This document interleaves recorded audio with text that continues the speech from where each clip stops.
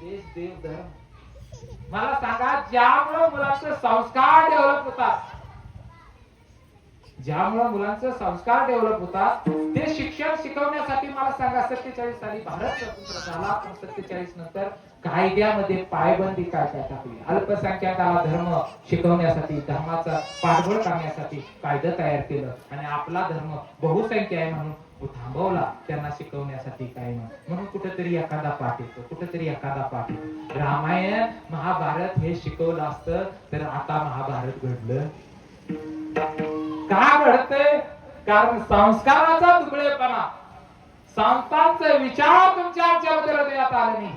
आणि जोपर्यंत हे संतांचे विचार तुमच्या हृदयात नुसते येऊ नये, आमची आई सुद्धा सकाळपासून हरिपाठ करते, सकाळची देवपूजा करते, पण कधी कधी सुनो तिला म्हटलं, अगं काय करते ना देव ती अक्क गावाला, पण हरिपाठ करत करत असताना आपलं पांढरा काय कुणाला दिलं, दुसऱ्याला दिलं, पांडुरंगाला दिलंय ना, कुणाला मदत तुझ्या जवळच्या व्यक्तीला नाही करू तिला मदत, पांडुरंगाला दुखवल्यासारखं आहे, तर कुठे कशाला आपलं जीवन खराब करायचं, दुसऱ्याला काय करायची गरज नाही। माझ्या पांडुरंगाला दुखवणं असा ज्यावेळी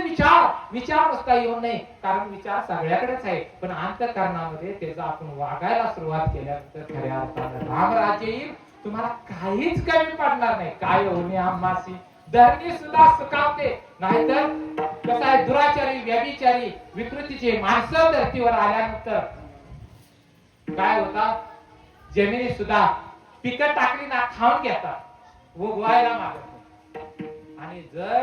पांडुरंगाला दुखवणं असं सगळ्या जीवाबद्दलचा अंतःकरणात भाव निर्माण होईल, तेव्हा धर्मी सुद्धा जोमानं पिकं देतात आणि त्याच्यात मनुष्य जीव सुद्धा, पशु सुद्धा, प्राणी सुद्धा भरपूर खातात आणि निवांत राहतात, आनंद राहतो। आनंदामुळे